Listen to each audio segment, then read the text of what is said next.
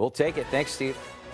Well, the already crowded Republican field of presidential hopefuls is a little larger tonight. Ohio Governor John Kasich entered the field this morning, but the news comes during a pretty contentious time for the GOP. Joining us now is our political analyst, New York Post political columnist Fred Dicker. And with all the infighting, Fred, you have to wonder if Democrats are watching on the sidelines with grins on their faces. Well,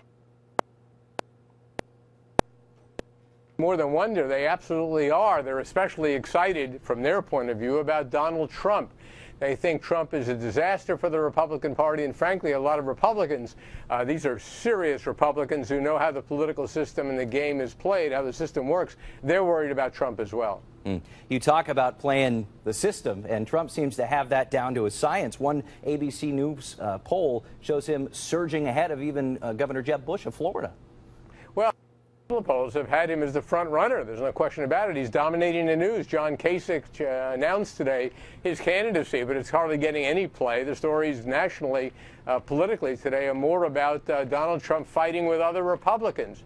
So Trump really is the 800-pound gorilla in the Republican room. And how it shakes out remains to be seen. But we know from last year, when he played for months with the idea of running for governor here in New York, that Trump damaged the Republican Party and contributed to the defeat of the Republican candidate, Rob Astorino. Well, you've got your ear to the ground when it comes to New York politics. What are you hearing when it comes to the GOP field? Because, you know, we have former Governor Pataki, who's in the race as well. What are you hearing? Well, Pataki's a non-entity in terms of any enthusiasm for him, so he's not even in the picture. What I'm hearing is a lot of frustration, feeling that there is no clear front runner and nobody that New Yorkers rally around. I mean, this is a heavily Democratic state. While Republicans come here to raise money in Manhattan, they don't spend much time here. But bottom line is there's a sense, and Trump is tapping into this, Cody, as I'm sure everybody realizes, there's a sense that the party needs a strong, charismatic leader, somebody who's willing to have energy and be provocative.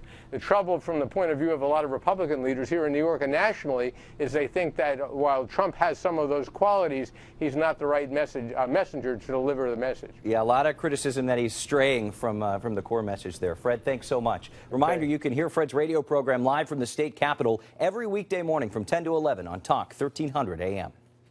The developer behind the soon-to-come apartments, offices, and hotel in Mohawk Harbor says the